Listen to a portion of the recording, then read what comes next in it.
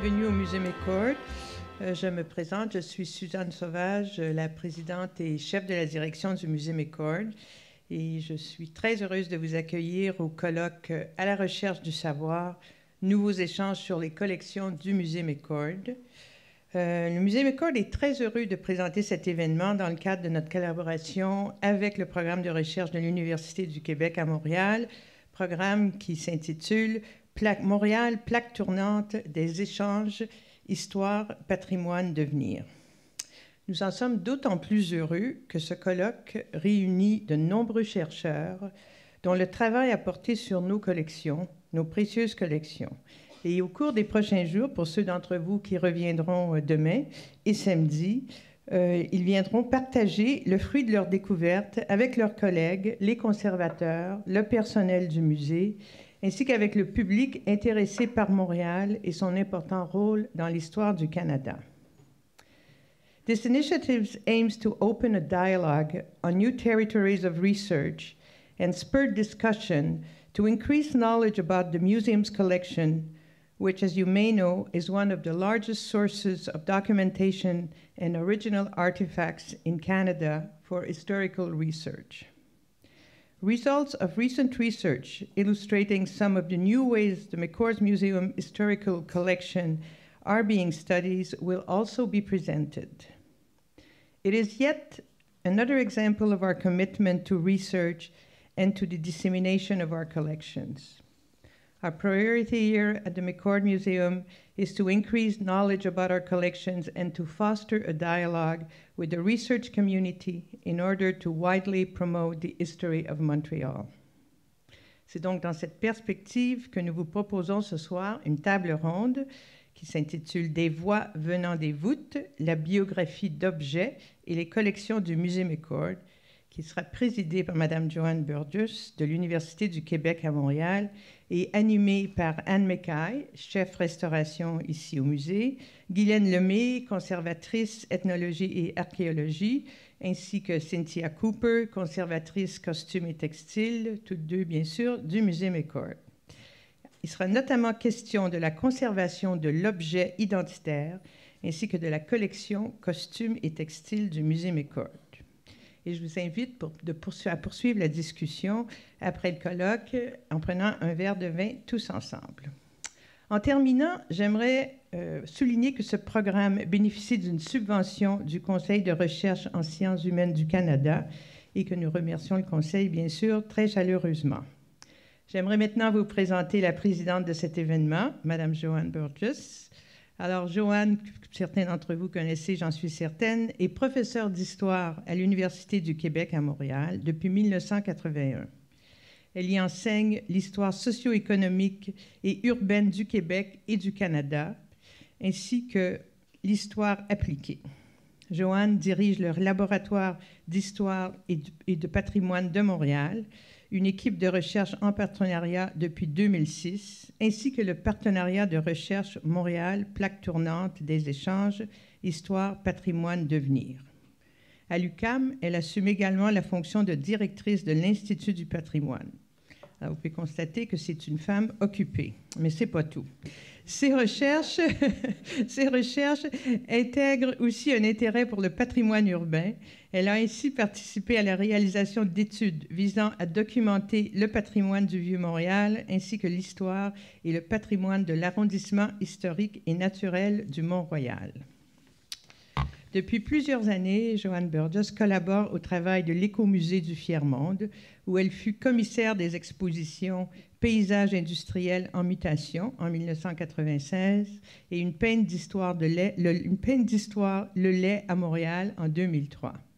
Et parmi ses autres projets avec des musées montréalais, il faut noter 2 expositions virtuelles, l'une avec nous, 2 quotidiens se rencontrent au Musée McCord et branle-bas de combat, la vie au port de Montréal avec la Société du Vieux-Port de Montréal.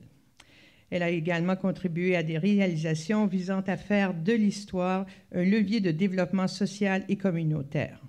Ces partenariats l'ont notamment associée à la table de concertation du Faubourg Saint-Laurent, à l'Atelier d'histoire de la Pointe-aux-Trembles et à l'Association québécoise pour le patrimoine industriel. Alors, en terminant et avant de lui céder la parole, je voudrais la remercier de tout cœur pour sa collaboration qui était extrêmement précieuse dans l'organisation à la fois de ce colloque et dans tout ce partenariat. Alors, je vous souhaite une bonne soirée et je cède la parole à Joanne.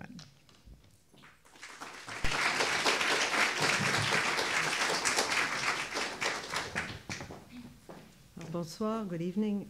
Avant de devenir présidente de séance, j'aimerais quand même prendre quelques petites minutes pour vous parler de l'équipe de recherche. Oui, tout à fait. Merci, ça va. Et donc, c'est avec un grand plaisir que l'équipe de recherche en partenariat Montréal, plaque tournante des échanges, histoire, patrimoine, devenir, c'est un nom un peu long, s'associe au Musée McCord dans l'organisation de la rencontre scientifique qui est inaugurée par la présentation de ce soir.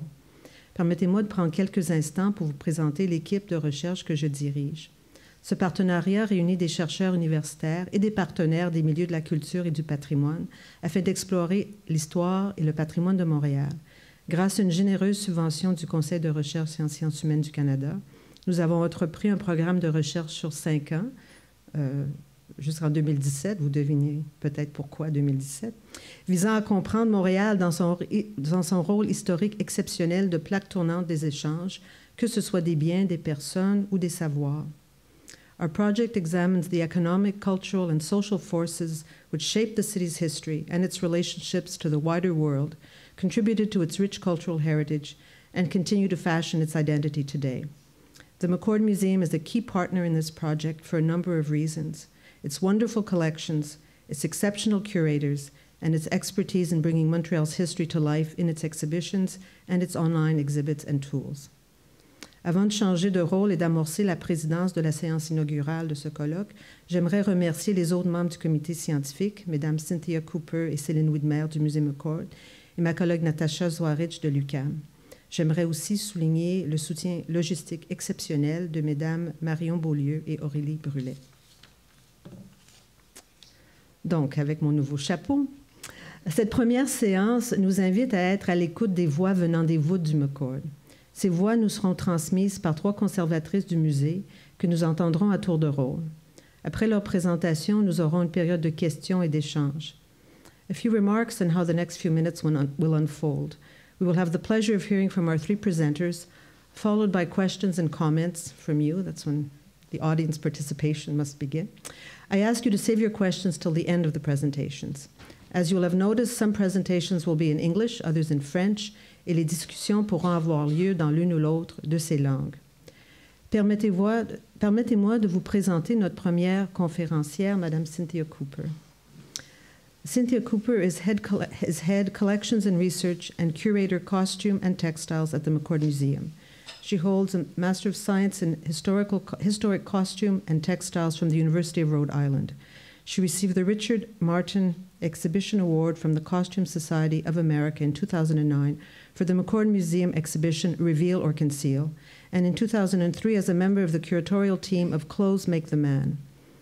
She's the author of Magnificent Entertainments, Fancy Dress Balls of Canada's Governors General, and she's also contributed to a number of other publications. Her paper this evening is entitled Biography of a Collection, Costume and Textiles at the McCord Museum.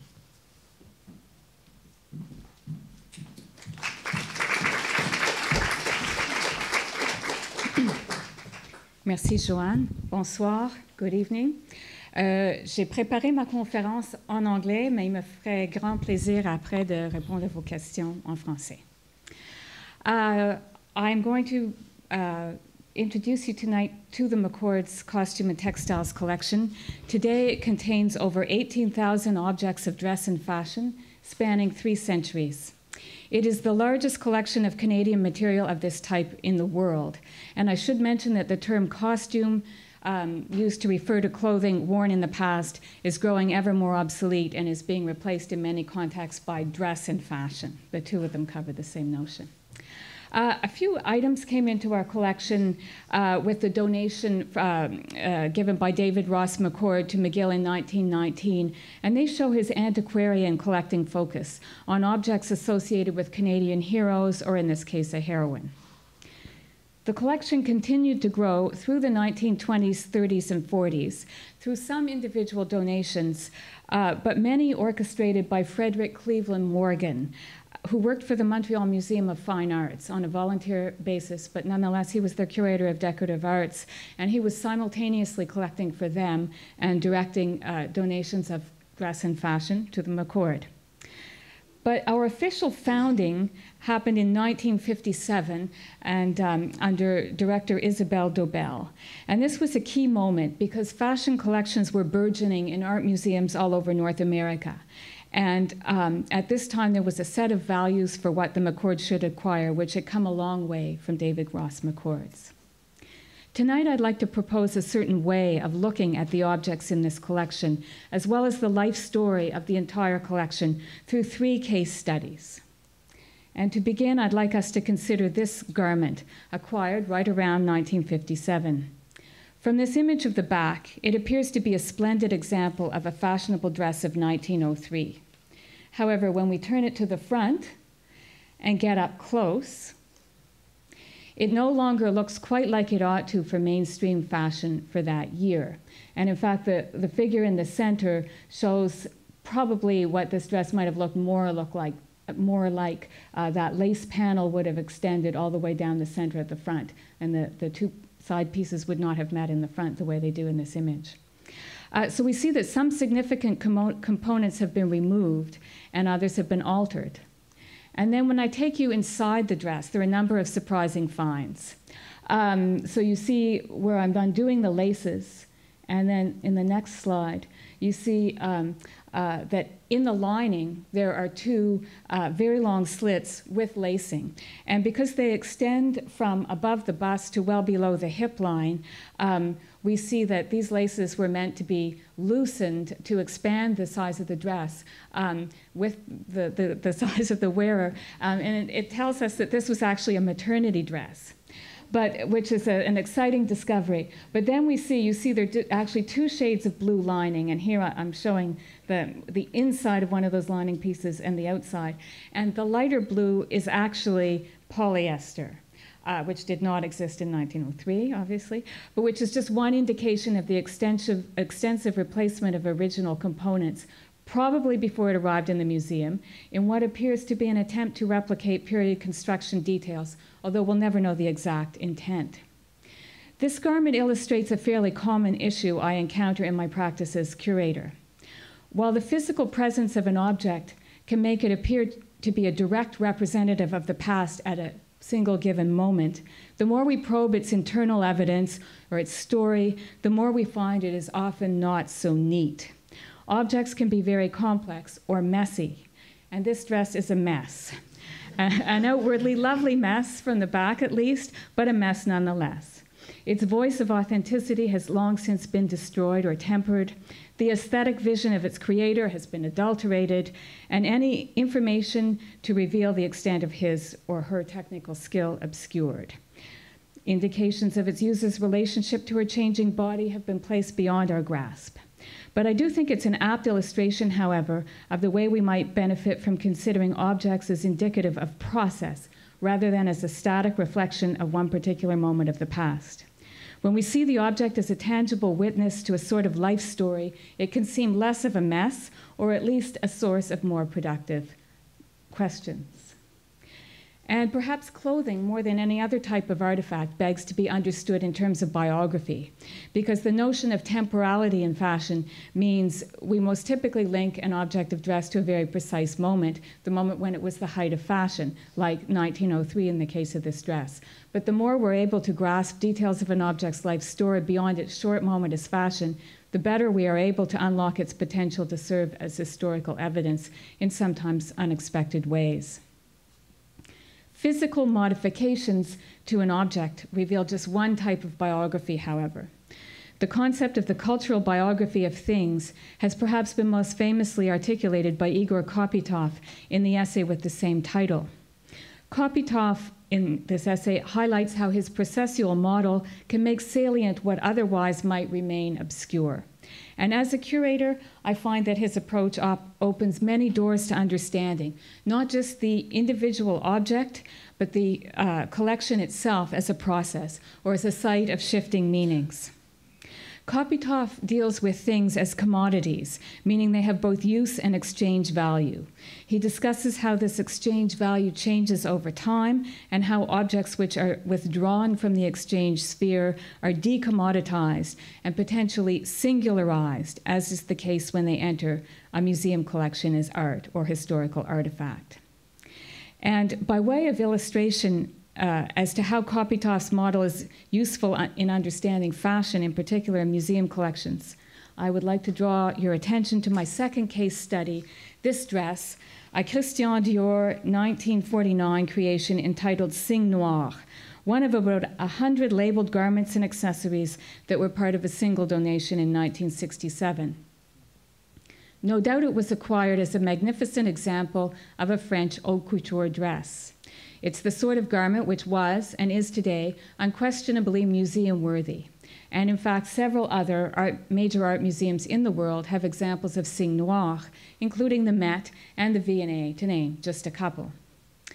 Couture is collected in almost every major museum collection as the gold standard of fashion. The McCord confirmed its commitment to this collecting focus in that year, 1957, year of the official founding, when it acquired the extensive couture wardrobe of none other than the wife of Frederick Cleveland Morgan, who, as I mentioned, was the volunteer curator at the Montreal Museum of Fine Arts. So the 1957 donation included these dresses by Lucien Lelon, another Parisian couturier prominent before Dior. So to understand some of the baggage that this most high-end of all fashion carries, it's useful to look at how haute couture developed over the past century and a half. And I'm not talking here about the evolution in style, but the phenomenon of couture itself. In the late 1850s, Charles Frederick Worth is widely acknowledged as the first individual designer known to label clothing with his name, beginning what was to become a tradition of a heroic and romantic narrative centered on the concept of designers as artists. And here he poses for his photograph in clothing reminiscent of what Rembrandt wore in his self-portrait. So thus began the tradition of viewing the label as conferring some of the aura of a creator to the product. Worth founded a governing body which defined what could be called haute couture. Couture fashion positioned itself as a field of innovation and creativity, relegating what was not linked to an individual designer-author to a lower hierarchical status. And we simply have to think of how designer or brand names operate today. The irony of couture ever since this time is that it needs to be imitated and even directly copied to make it desirable, because it is, after all, a commodity. But the couture house has to simultaneously promote the unique and singularized aspect of its products to distance them from commodity culture.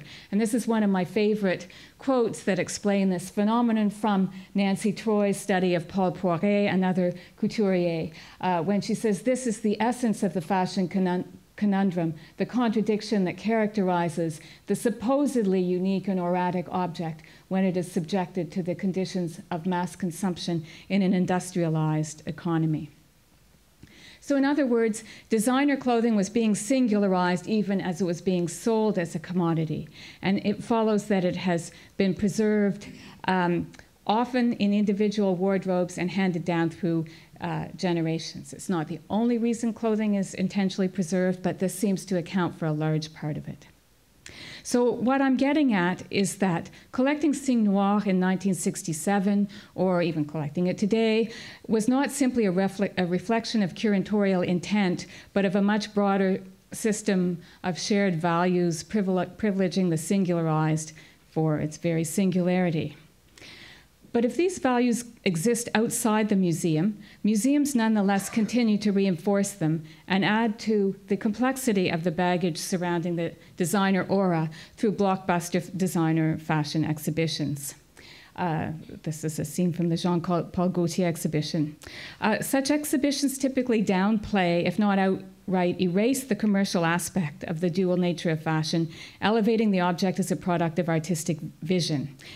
They benefit from associations with celebrity and intense media exposure, and they encourage us to view fashion as more closely related to artistic or creative culture than commodity culture. And in doing so, they reassure us, in a way, that our own pursuit of fashion is rooted more in a desire for creative expression and less in a culture of consumption. But to come back to my discussion of objects as process, more recently and more controversially, scholars have built on Kopytov's concept of biography to consider the material world for its agency.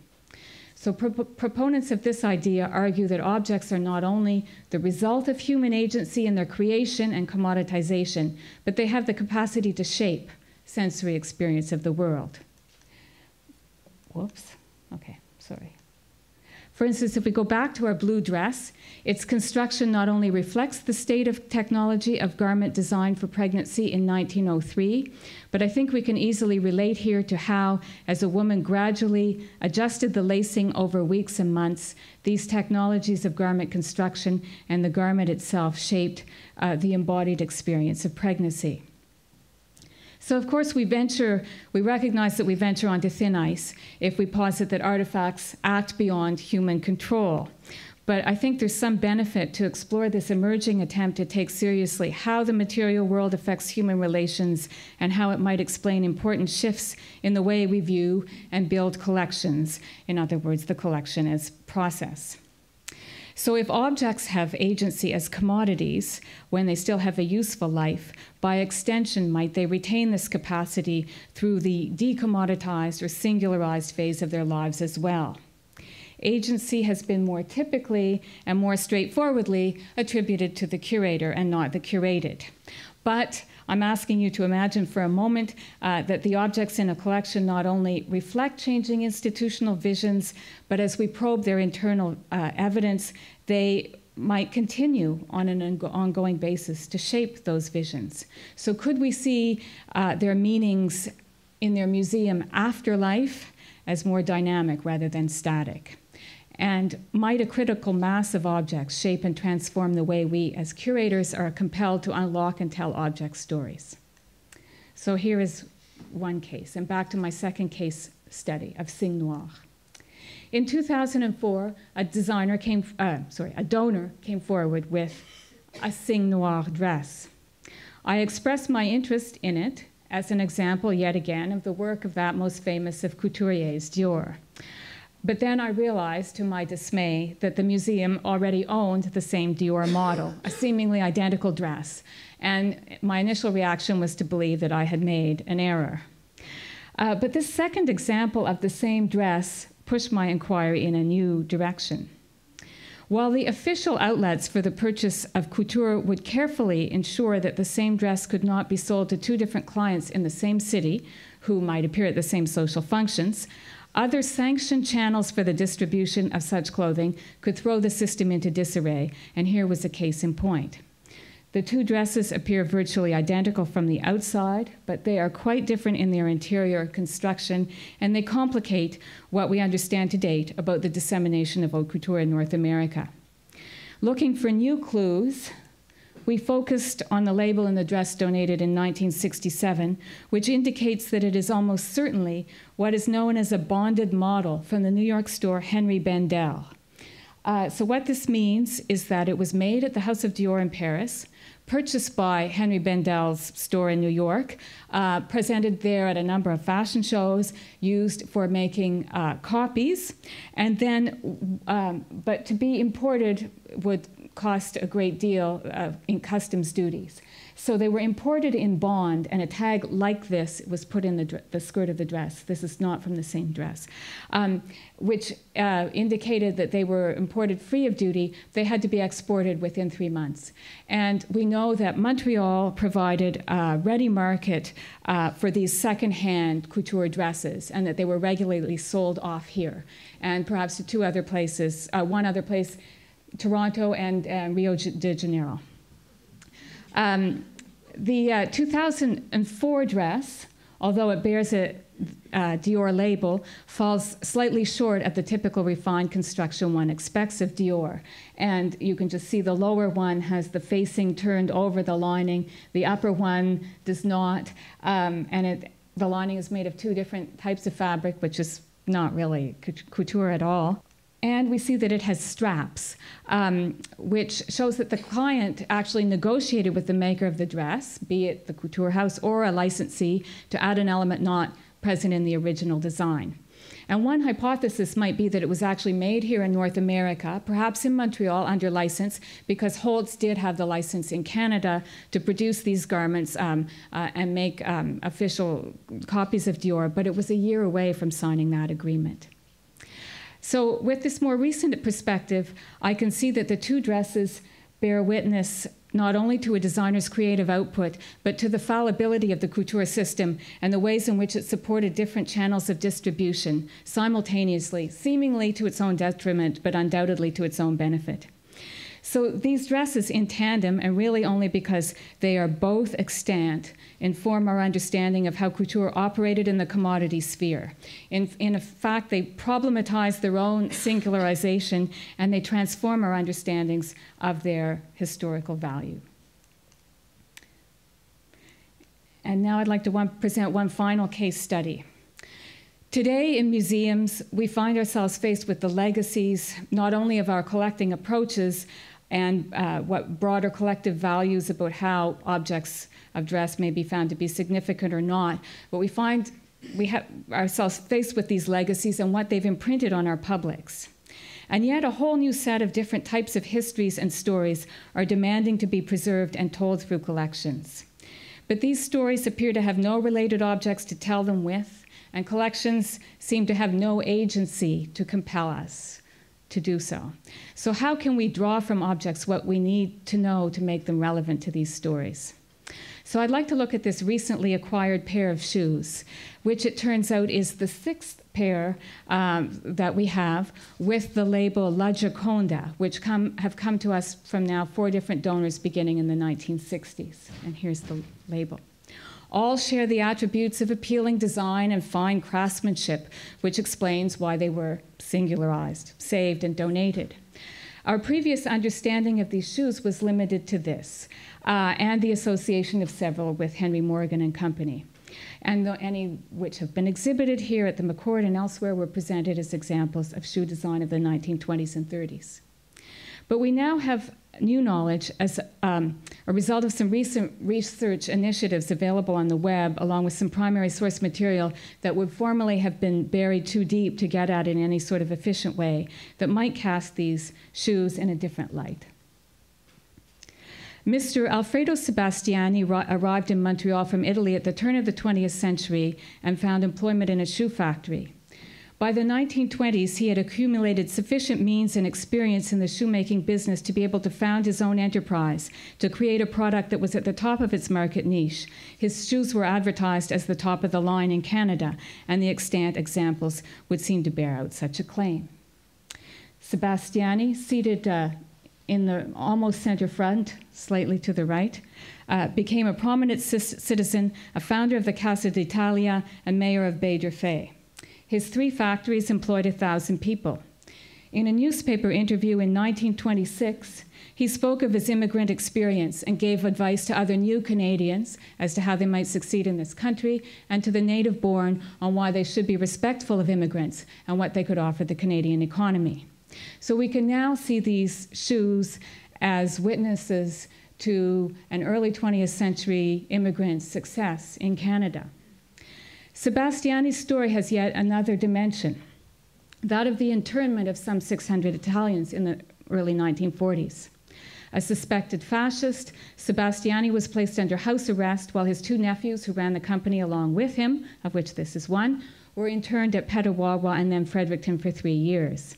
In a nutshell, these events led more or less to the end of La Gioconda as it was run by Sebastiani, and his widow was bought out of the company following his death in 1948. So the stories we can tell through these shoes then are no longer limited to those of good design, tasteful clients, and glittering evening entertainments, tales of the singularized. Instead, we can draw from them tales of the marginalized.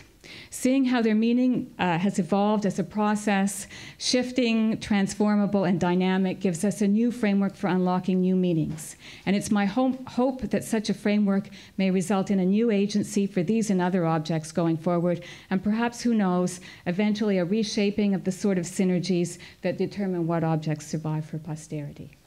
Thank you. Notre deuxième conférencière est Madame Anne MacKay. Anne MacKay is head conservation at the McCord Museum, where she oversees all conservation and preservation activities. She has worked as a, I always have trouble pronouncing this in English, conservator in museums nationally and internationally, including the National Gallery of Canada, the Canadian Museum of Civilization, the Metropolitan Museum in New York, and the Museum of Anatolian Civilization in Ankara, Turkey. She holds a diploma in sculpture from the Vancouver School of Art, a BA in Art History from Concordia University, and an MA in Art Conservation from Queen's. She has published and lectured widely on conservation issues. Her paper is entitled Tracing Time, Conservation and Object Biography. Objects have stories that are created in time and through their interactions with people. They are given, bought, and sold. They can be worn, used, and at times venerated. Objects can lose their meaning, can be destroyed or discarded, or can be such that their conservation and preservation is deemed imperative to those who interact with them. Tonight, I would like to examine the practice of conservation through the lens of object biography. I invite you to imagine that an object quite literally has a life, from birth to youth through to senescence and death. Conservation literature provides us with a rich store of ways of thinking about the life of an object, and I will be referring to certain historical texts to investigate where some of our ideas about conservation today come from. We will also examine in some depth the treatment of two very different objects from the museum's collection to better appreciate the impact of this most intimate relationship between people and things.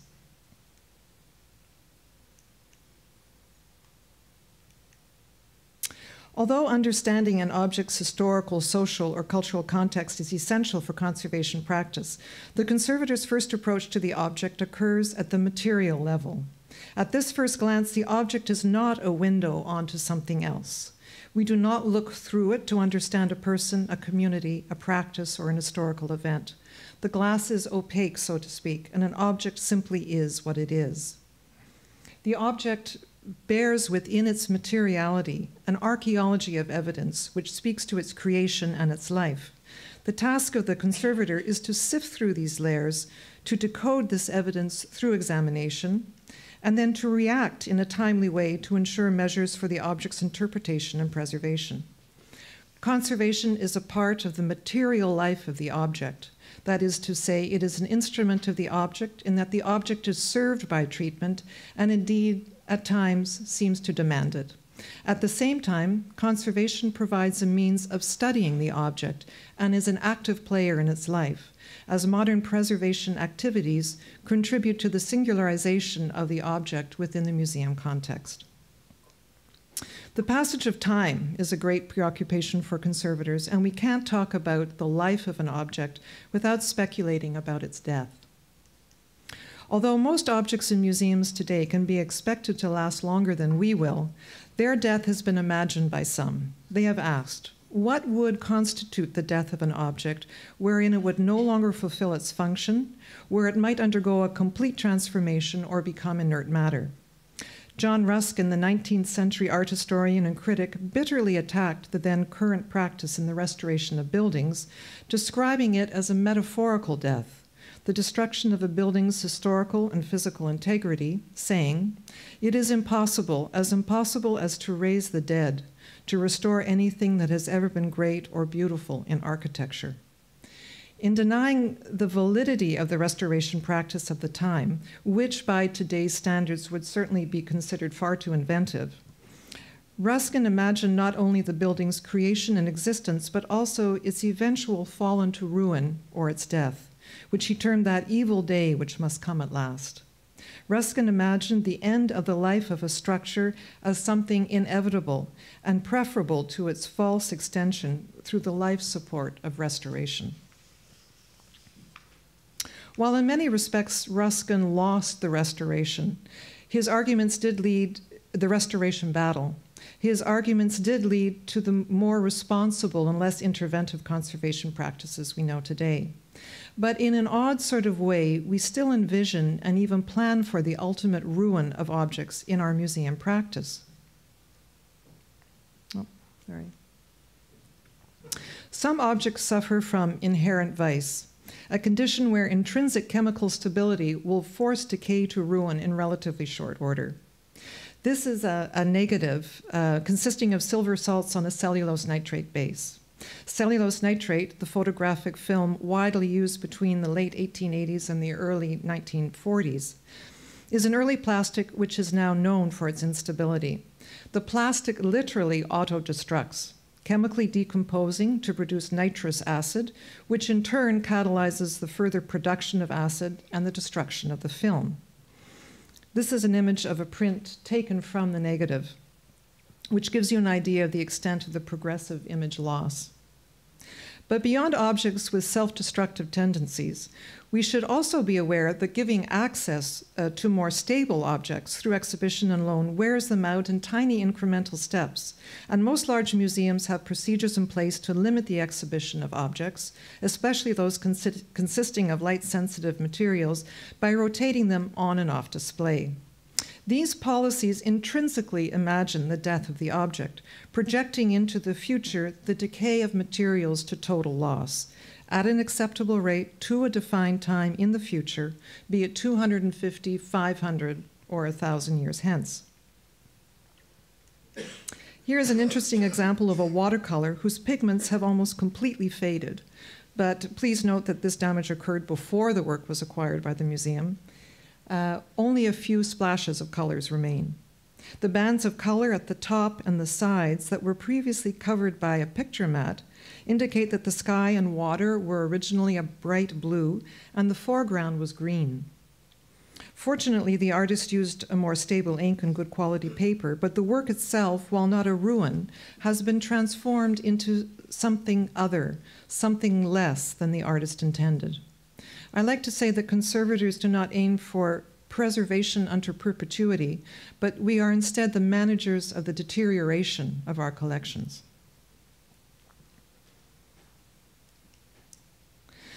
The first treatment that I would like to talk about in some depth is the one undertaken for this portrait from the McCord collection of Charles Lemoine de Longueuil, painted in 1681 by an unknown French artist.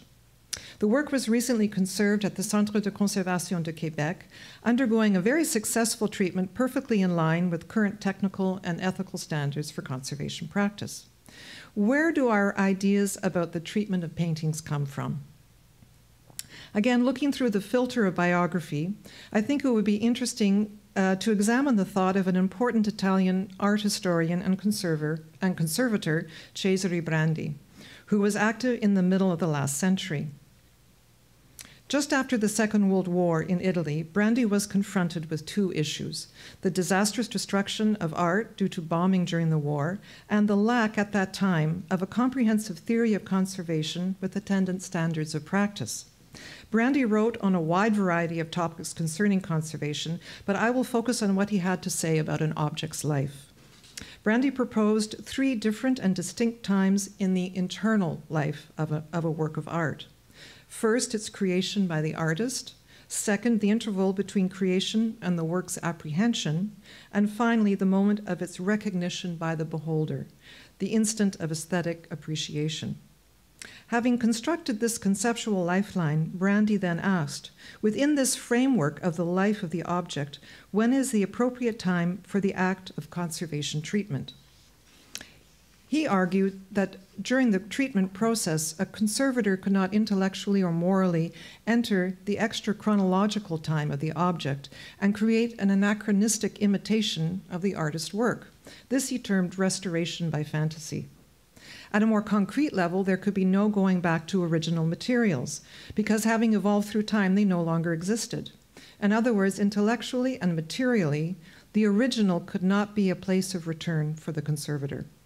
According to Brandy, the conservator's intervention could not breach the autonomy of the work, but had to occur in an historic moment outside it, and by necessity lay in the third moment, the moment of aesthetic reception. To support these ideas in practice, Brandy proposed a method for the compensation of loss in painting known as strategio. Using small vertical strokes of pure color, the conservator would gradually integrate a paint loss, employing neither the technique nor the materials of the original work, and arriving at an integration of paint, which could never be mistaken for the original. But back to our painting. The canvas of our portrait was weak, with numerous holes and horizontal tears, which had been poorly repaired. Paint losses had been extensively overpainted, and the varnish was very deteriorated and darkened. Here you can see a diagrammatic view of the tears, the distortions, and the patches. And here is the work in strong raking light, which shows the planar distortions and previous structural repairs very well.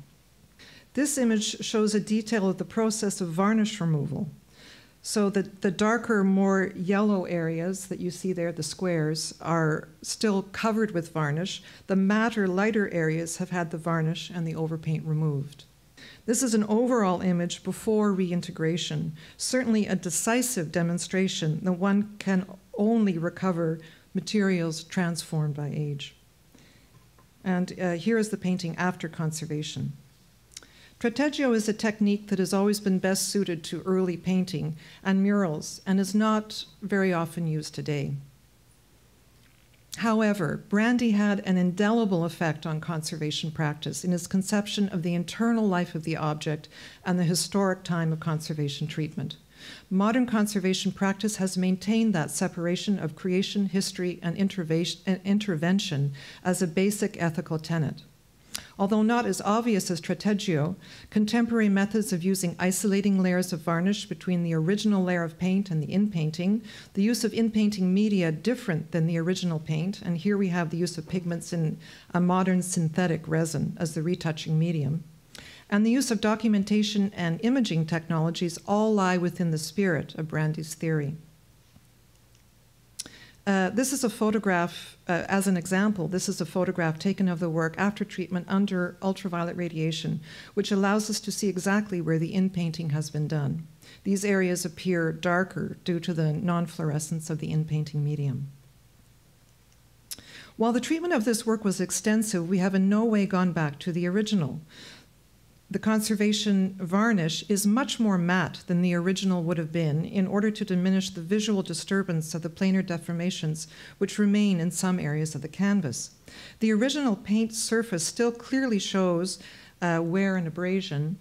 Here you can see a close-up of the armor showing loss of paint at the high points of the weave of the canvas. As Brandy said, for restoration to be a legitimate operation, it could not presume that time is reversible or that history can be abolished. The act of treatment has added a layer to this painting's biography, and a new chapter has been opened. Brandy's distinctions regarding the life of a work of art and the moment of restoration are key to understanding the constraints of modern conservation practice, to tempering our expectations about what is possible in treatment, and to acknowledging the impact of our interventions. With this next treatment, I would like to examine the life of an object in a wider context and investigate how an object might, in different instances, demand different approaches. This small Mi'kmaq basket was treated a few years ago at the McCord. It has a certain legendary status in the museum as it bears the accession number 1. It was the first object to be accessioned into the collection. As you can see from these photographs, it was in terrible condition.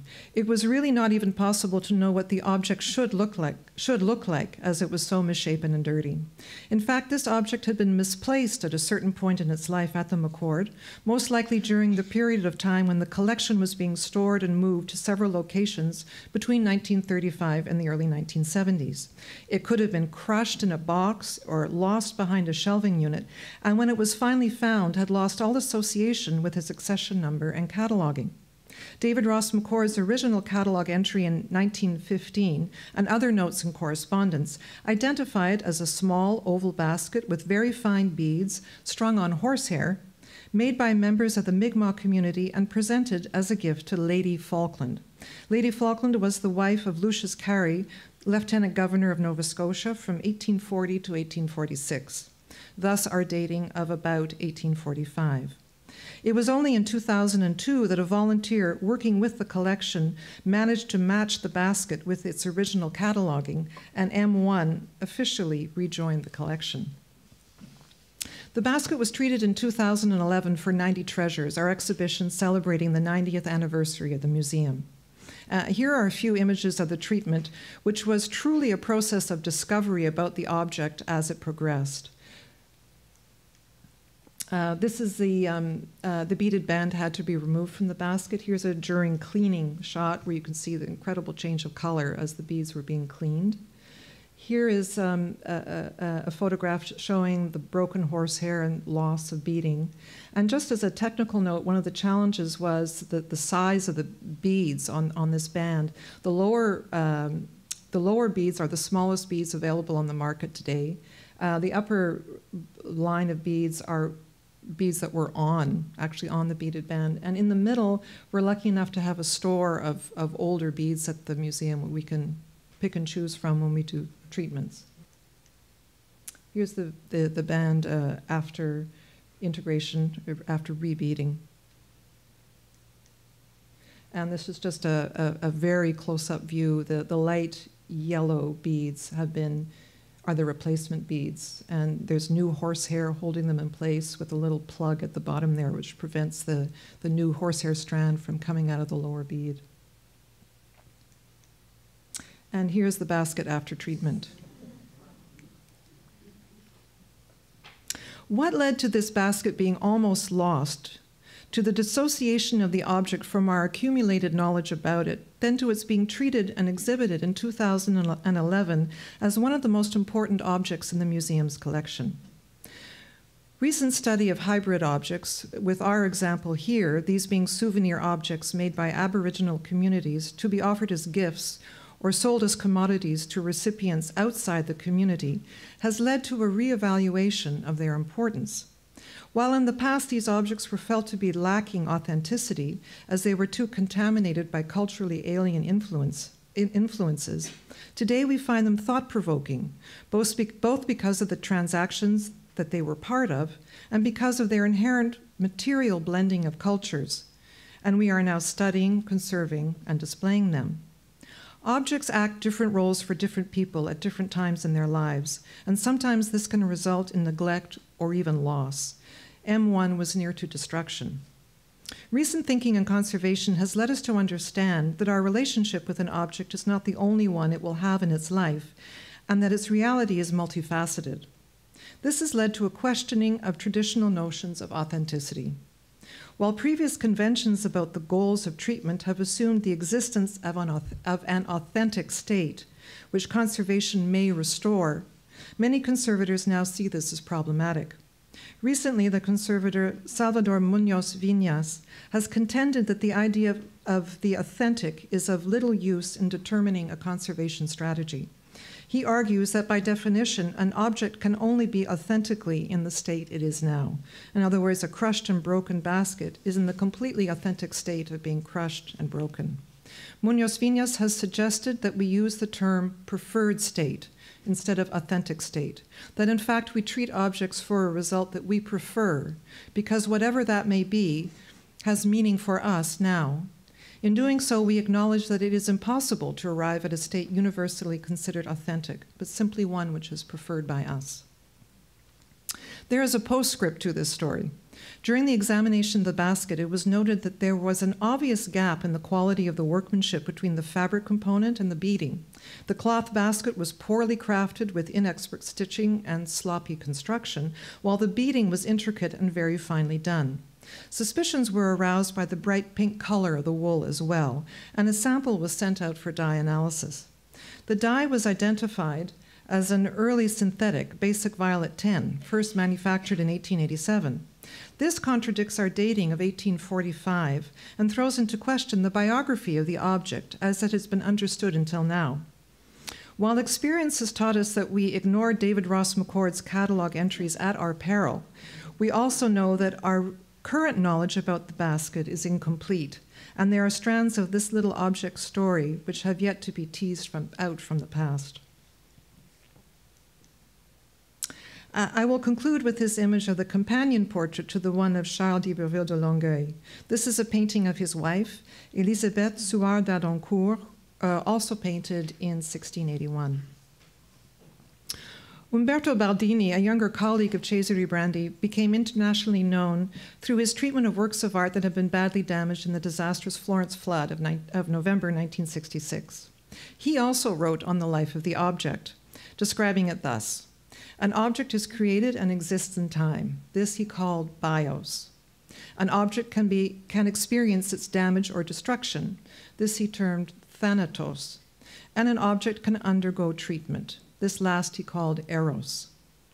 While evoking the Greek gods of death and love to describe the conservation process, with these terms, Baldini was also making reference to human psychology, specifically the Freudian drives of death and life, which had been seen to underlie all human existence. The idea of a drive is inherent in our notions concerning life, and it is intriguing that Baldini chose these terms when describing an object's being in time. Certainly damage, destruction, or loss will spell the death of the object. But these are merely accelerations of entropy, that natural tendency, or that drive, if you will, which describes the inevitable and chaotic flying apart of our material world order. Conservation, in its dual role as attendant to the internal life of the object and researcher of its material history, surely represents the opposing drive to hold all together, to stave off disorder, and to maintain life. Brandi described the essence of this drive in his concept of the necessity of conservation when he claimed that the individual who enjoys that instant revelation, and here he is referring to the apprehension of the object, feels immediately an imperative, as absolute as a moral imperative for conservation. While the fate of almost all our material culture is its loss and disappearance, the drive to conserve allows us to maintain a connection with those elements of our physical world that we value, and what all that may signify. But concerning what this may permit us to know, I can assure you of two things. An object always has the last word, and it never reveals all its secrets. Thank you.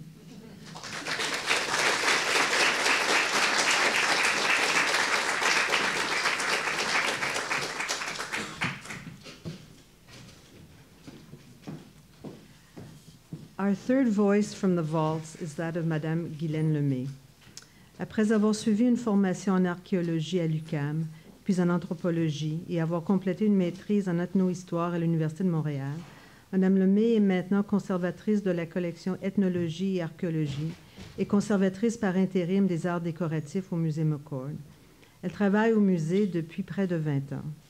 Elle participe depuis plusieurs années à divers projets permettant des échanges et des discussions entre les communautés autochtones et inuites et le Musée McCord, en ce qui a trait à l'interprétation et à la documentation des objets de la collection.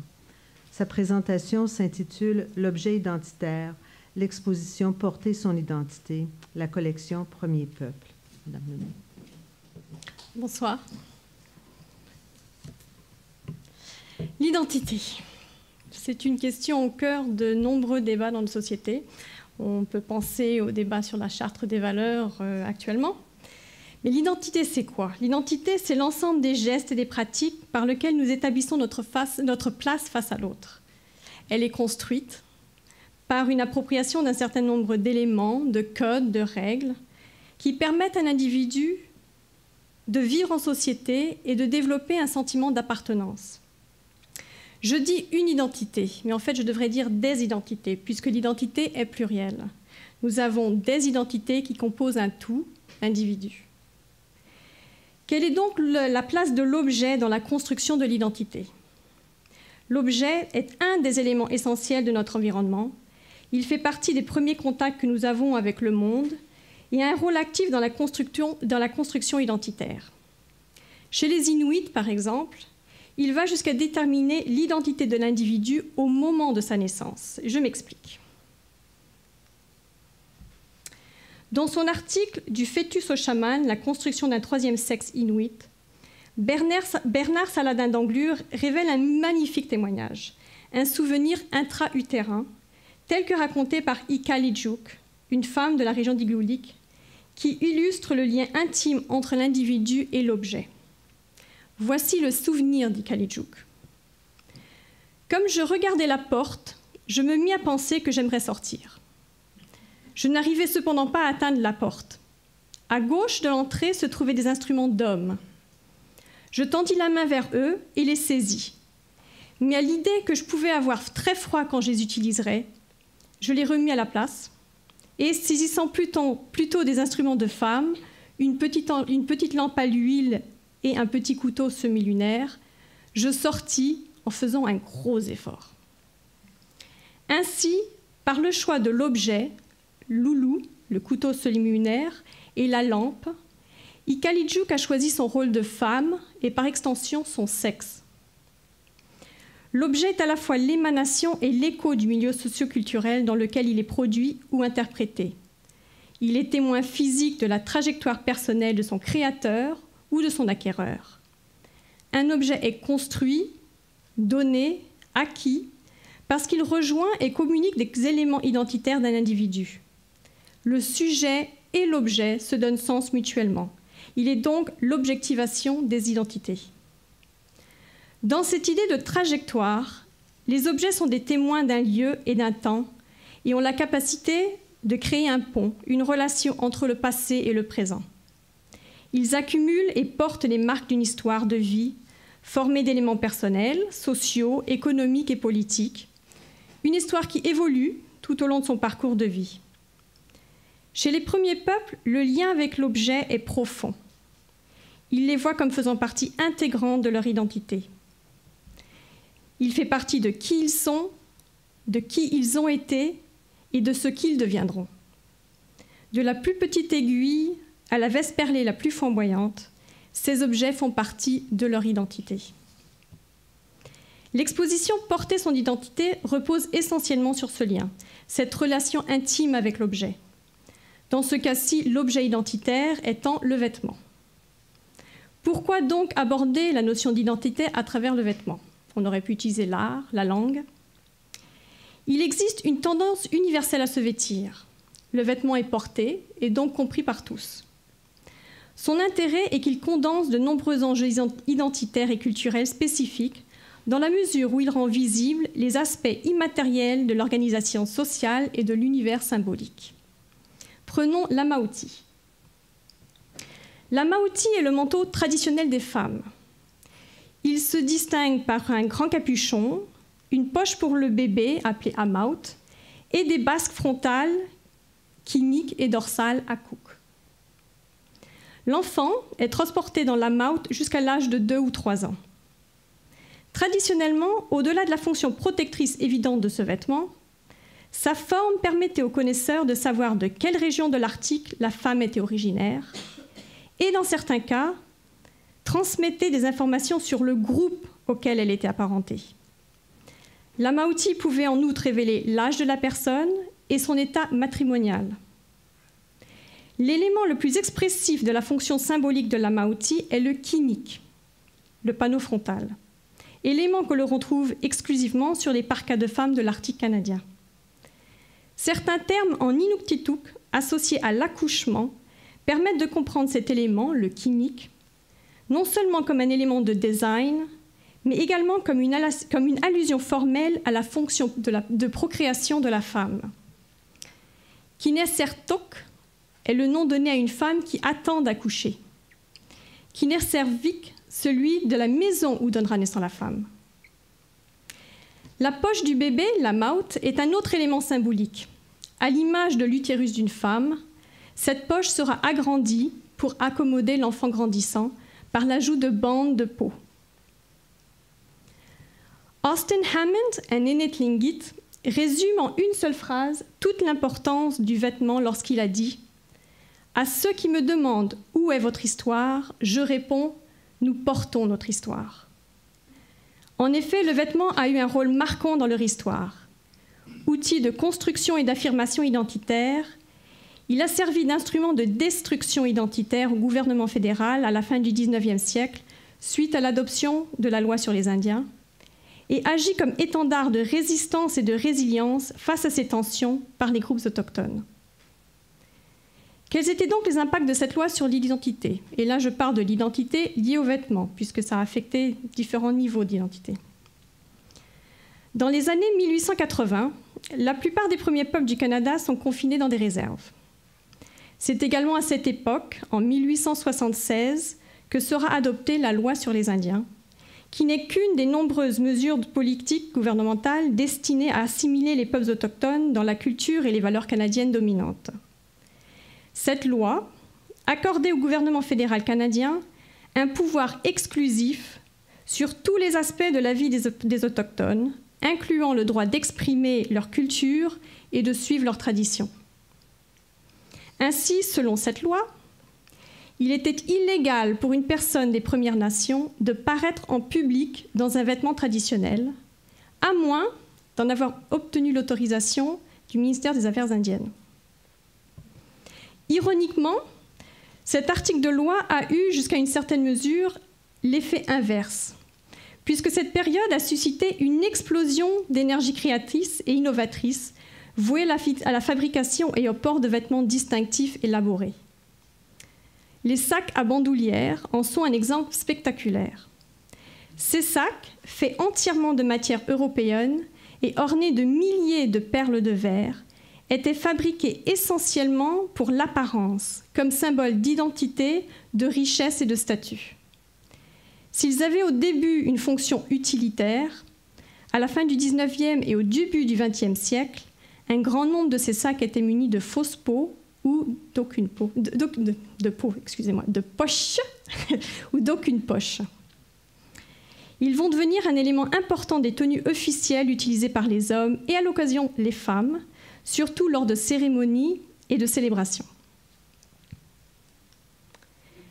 Cette même loi interdisait la pratique de cérémonies entraînant la confiscation des objets liés à ces cérémonies et aux tenues d'apparat. C'est l'article sur l'interdit culturel, ou the cultural ban. En 1884, le gouvernement fédéral interdit le potelage, considérant que cette pratique prenait un gaspillage insensé et foncièrement empêchait le bon déroulement des tactiques assimilatoires du gouvernement. Pourtant, plusieurs groupes ont continué de pratiquer les potelages sous une forme camouflée. Un des plus célèbres actes de résistance est le potelage du chef Dan Kramer à Alert Bay, en Colombie-Britannique, en 1921. Pour célébrer un mariage, Kramer organise sur une île, loin des regards, un extravagant potelage de 4 jours, dissimulé sous les festivités de la période de Noël.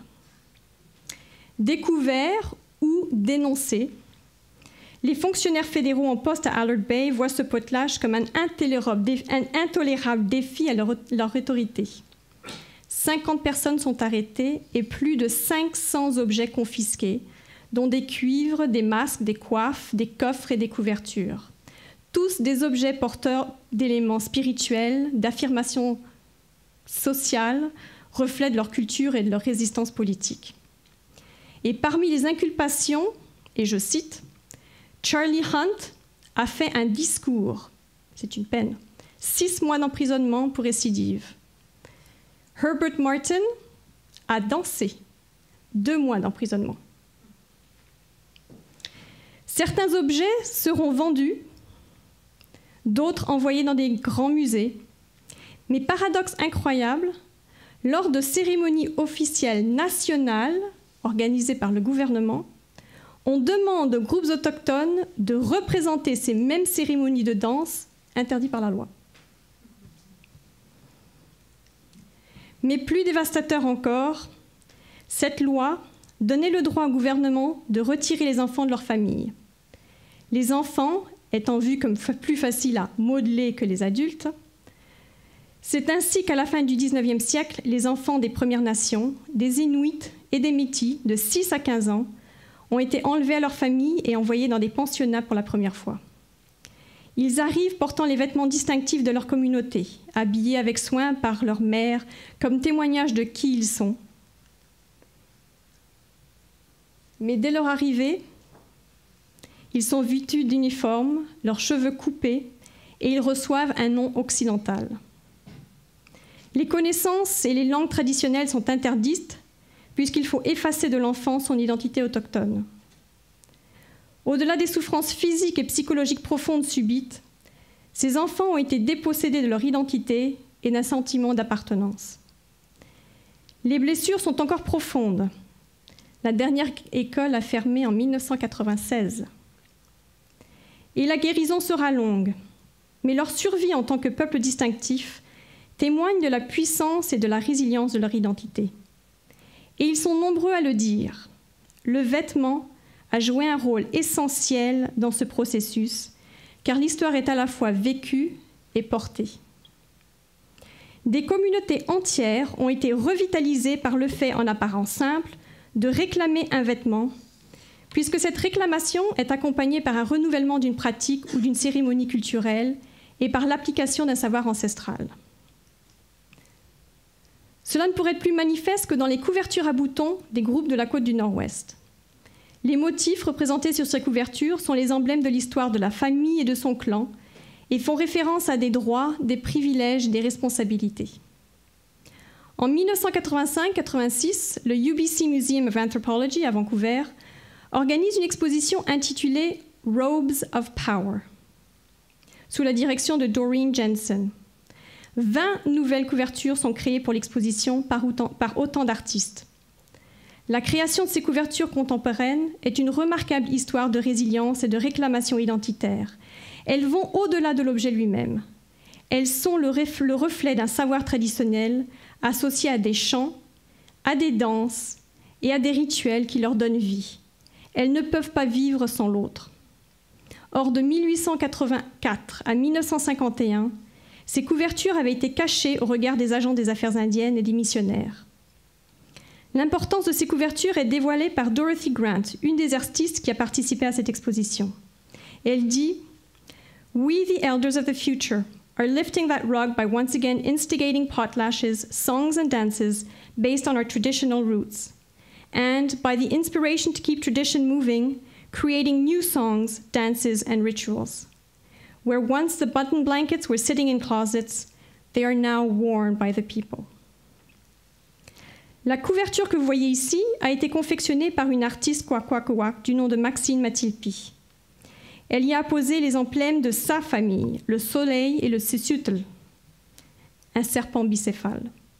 Emblème de guerrier, le sisutl a la capacité de se transformer en canot magique pouvant traverser les océans, illustré ici par les vagues et les pagaies que vous voyez sur les côtés. Dans les coins supérieurs, les objets en cuivre représentent le rang et la richesse de la famille. Les panneaux latéraux rouges de la couverture représentent les murs de la maison. Le tissu écossais du hou, le trou à fumer. Et le panneau central, là où vous voyez les deux emblèmes, la porte de la maison. Ainsi, en s'enveloppant de sa couverture, le danseur s'enveloppe symboliquement de sa famille et de son histoire. En voici un autre exemple. Les Zouinak de l'Arctique central possédaient un ensemble vestimentaire unique et complexe. Mais dans les années 1930, après l'arrivée des postes de traite et des missionnaires dans l'Arctique, leur style distinctif disparaît, comme ce type de bonnet en peau de huard. Porté lors de célébrations, les danseurs faisaient balancer l'hermine qui était attachée au rythme du tambour en imitant les mouvements du huard. Grâce à la collaboration entre musées et membres de communautés autochtones, certaines pièces comme ce bonnet sont maintenant réintroduites dans leur culture matérielle contemporaine. Le raffinement de 7 coiffes faites en 1968 et la complexité de sa confection témoignent de l'habileté des couturiers inuits et révèlent leur rôle dans la réaffirmation et la préservation des traditions. Aujourd'hui, les premiers peuples sont fiers de maintenir des identités distinctes et de préserver leurs valeurs culturelles fondamentales. Le nouveau côtoie le traditionnel dans des formes innovatrices et des styles hybrides qui semblent chevaucher deux mondes. De tous les vêtements, l'amauti est peut-être celui qui illustre le mieux la coexistence du passé et du présent. Un amauti perlé en peau de phoque, de caribou ou en tissu est l'incarnation contemporaine d'un savoir ancestral, un hommage au savoir-faire millénaire des femmes inuites et leur adaptabilité remarquable. Elles portent ces vêtements parce qu'elles affichent leur savoir-faire et leur fierté de faire partie d'une culture riche. Pour les Haudenosaunee, le perlage demeure un élément essentiel des vêtements traditionnels portés à l'occasion de cérémonies et d'événements sociaux, cérémonies scolaires, mariages et autres rassemblements communautaires. Certains créent eux-mêmes leurs vêtements, mais d'autres font appel à des spécialistes chargés de produire des articles d'une qualité exceptionnelle et d'un style unique. La valeur accordée au perlage se traduit notamment par le choix des vêtements, qui sont un moyen d'exprimer l'identité Haudenosaunee. Ceux qui portent des vêtements perlés démontrent leur puissance et leur confiance en eux. Certains artistes explorent des formes nouvelles, comme ces baskets ou cette veste perlée. Ces vêtements reflètent le passé, mais sont tournés vers l'avenir. Aujourd'hui encore, et plus que jamais, le powwow est un événement qui rend hommage aux traditions culturelles. Si l'origine du powwow fait toujours l'objet de discussions durant la période des réserves, ces rassemblements sont devenus pour les premiers peuples une façon de contrer les effets démoralisateurs des politiques assimilatoires du gouvernement. De nos jours, les powwows sont une occasion de célébrer et d'affirmer l'identité autochtone par le chant, la danse et le vêtement, en alliant tradition et innovation. Le vêtement prend ainsi une place importante dans la revitalisation et dans l'affirmation de l'identité des premiers peuples et demeure source d'honneur et de fierté.